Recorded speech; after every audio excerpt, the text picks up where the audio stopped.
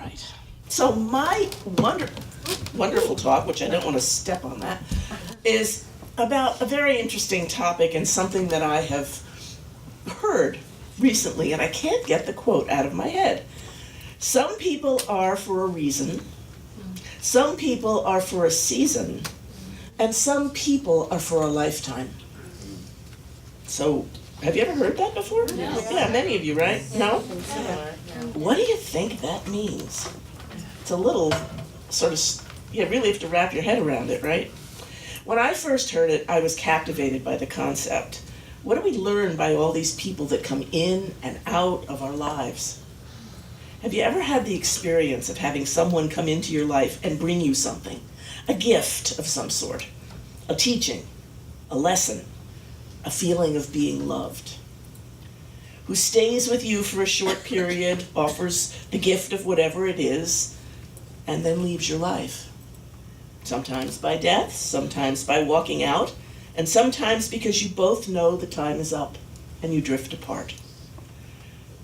It is not about the person staying with you forever, but it is about the gift that they come to give you, and you to them. Now, the gifts are not always wonderful. Sometimes they're painful, sometimes they're sharp or hurtful or grief-producing or loving, light-filled, and beautiful. There are several ways one can relate to these teachings. One is that you thank them and you bless them and let them go. Or sometimes you develop a need for them to continue to stay with you, so you will continue to learn and to lean on them for advice, love, you fill in the blanks. God brings people into our lives for a season, a reason, or a lifetime. We have to be awake enough to understand and watch for these blessings in our lives. So when someone comes into your life for a reason, they may have come to assist you through a situation or a hard time, to teach you something or to provide you with guidance and support, to aid you physically, emotionally, or spiritually. They offer guidance, support, and an ear to listen and respond, and then suddenly the person walks away or disappears from your life. The gift that they had has been offered, but you mistook its value. Their work is done, but you are going, wait, you're leaving me? But, why are you leaving me? I have so much more to learn. Or, oh no, please, don't leave me. I can't live without you. And you're trying to hold on. We tend to miss the point of the experience if we are in need of that person, rather than what they are here to teach. Think about that for a minute. How many times have you tried to hold on to somebody out of need? I know I have. Sometimes the lesson is painful, but necessary, and sometimes the lesson is wonderful, uplifting, loving, and you're left wanting more and more. Just stay in my life and give me more and more. Please stay. Please, I need you. Don't make the mistake of confusing the gift with the person. I'm going to say it again. Don't make the mistake of confusing the gift they have to give with the personality. A reasoned person does not do life support, or lifetime support for that matter. It's about listening to what is being gifted to you, taking it into your life, adapting it to your life, giving thanks for the message, and then using it to move on. I have an example from my own experience, and I don't usually give my own personal examples, but from my life. But this is an interesting one, and I thought you might enjoy it. Well, you'll get it. Enjoy it, yeah. When I went on a transformational journey to Europe in about 1986. And I ended up at the Findhorn Foundation in Scotland. Do any of you know what the Findhorn Foundation is? Yes? No? No? Okay. I'll tell you about it in a little bit. It was 1986, and the great time of seeking the who am I, for those of you that are old enough to remember that. In all of my journeying on this 6-month trip, I was asking God, Goddess, all it is, to show me what it was about my relationships with men that I just didn't get. In these programs that I took, there were all these wonderful men, open men, strong men, intelligent men, who were seeking understanding about relationships too, who played their small but powerful roles in helping me learn about aspects of my own relationships. Each one shared what he knew to be true for him, how to access feelings, how to know the difference, and then one would step back and the next one would offer me another take on that lesson. I just learned to keep my mouth shut and just listen. None of them stayed with me or became enamored of me, nor me of them, but each one was there to share lessons on relationships, as I did then with them, from my point of view, a woman's point of view. Each of these men served as a guide for me to learn. It was an eye-opening, powerful experience, amazingly refreshing, and one I treasure to this day, but they didn't stay. They did the reason, and then they left. Other people, another group of people, come into your life for a season because your time has come to share and practice what you have learned and to give back. They bring you an experience of peace or great love, or they make you laugh.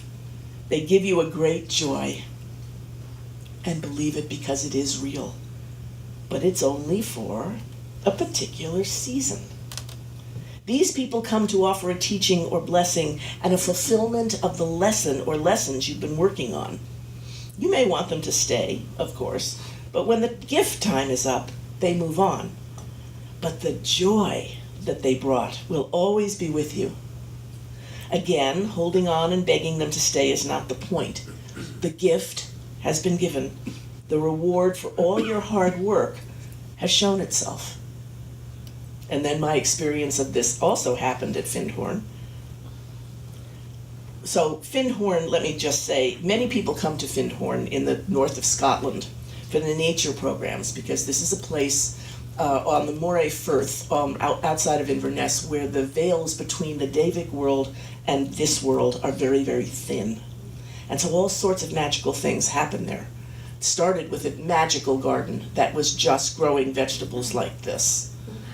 And then when the people came in who understood what that meant, they began to see that the devas of the plants also there were devas for everything. And it started to grow. I like to say it started by growing plants and then began to grow people energetically, spiritually. And it's my favorite place on earth to be. So the people come to Findhorn for the nature programs, for the Experience Week, which is the first program that you take, and for other deeper ecology programs, or just for a spiritual vacation in the north of Scotland for a week or two.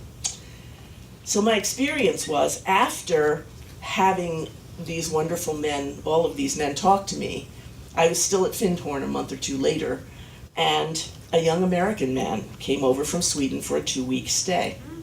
He worked on the oil rigs in the North Sea. I met him while we were in the kitchen on one of the work shifts making lunch for 150 people. We began to talk, and I realized I was utilizing some of the teachings I had learned from my time with my men friends. And everything changed. I realized I was talking and reacting from a very different place, a new center of my being. And the gift was that this extraordinary man and I shared a deep relationship, very different from anything I had had before. He came back to see me several more times before I went home to the States in December. The most important thing I was gifted with was the ease and joy of the relationship. He was my season. Over the years, we've maybe stayed in contact once or twice, but that wasn't the important part. What he gifted me with was the great gift of love in a very different way than I'd ever seen it before. The people of our lifetime relationships, teach lifetime lessons, things we can build upon to create a solid emotional foundation for this lifetime. Your job is to accept the lesson, love, and completely trust the person who brought it for you, and put what you have learned to use in all your other relationships. These are the people who are closer to you than anybody else, your lifetime friends, the ones that you had from childhood that you still see. You know, the ones, my girlfriend and I went to camp when we were 8, and we still see each other. She lives in New York, and she is my lifetime friend, and I depend upon her for many things, as she does for me as we get older. These are people that are friends and family, perhaps, who have shared your ups and downs, who cheer you on and support you as you do them, no matter what they are or how crazy it sounds. They're always there for you. You all know people like that in your lives? Yeah. These are the ones that are the lifetime people in your lives. They go through this life, this particular life, the whole way with you, until, of course, you're no longer on this life or in this life. But as time passes and we grow older, these friends can go in different directions, but the thread of love is still there, and our connection with each other never changes or grows old. And as soon as you reach out to them, they're there. If we don't see each other for a time, we pick up where we left off when we next see or talk to each other. The lifetime friends, the ones you can depend upon. They are walking a parallel path to ours. They're our companions along the way. And it matters not how often we see them, we know they are always there for us as we are for them. Take a moment to think about the people in your life over the years. Which of these relationships over the years have been the ones you cherish the most, or the ones that you learned from love?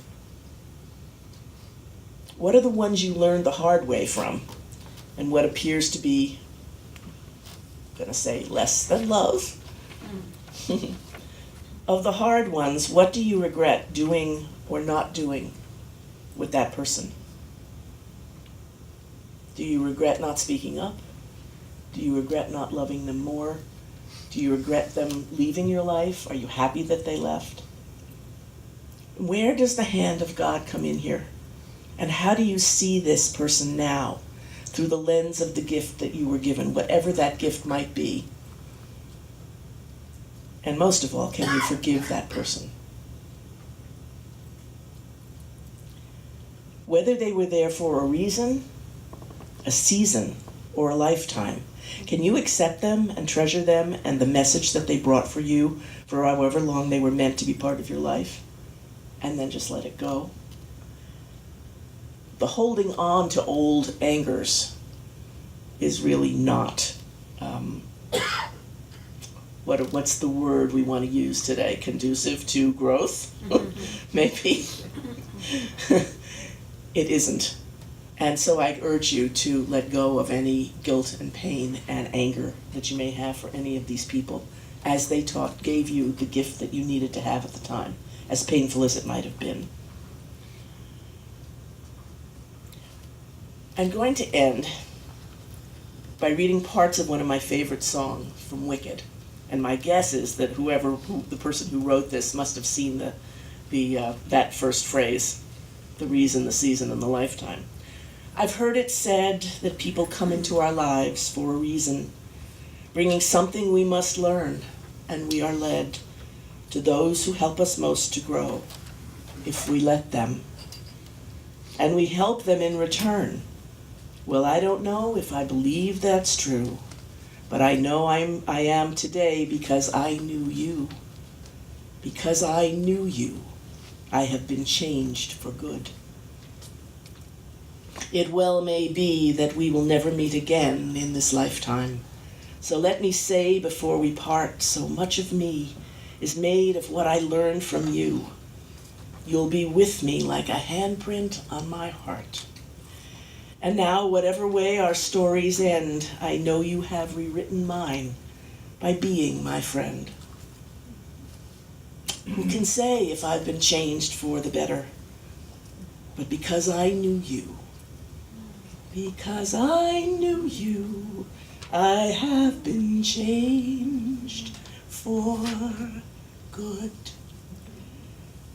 And when the reason and the season people in your lives have moved on and are gone, let's be thankful for the lifetime gifts that we receive from them when they were here.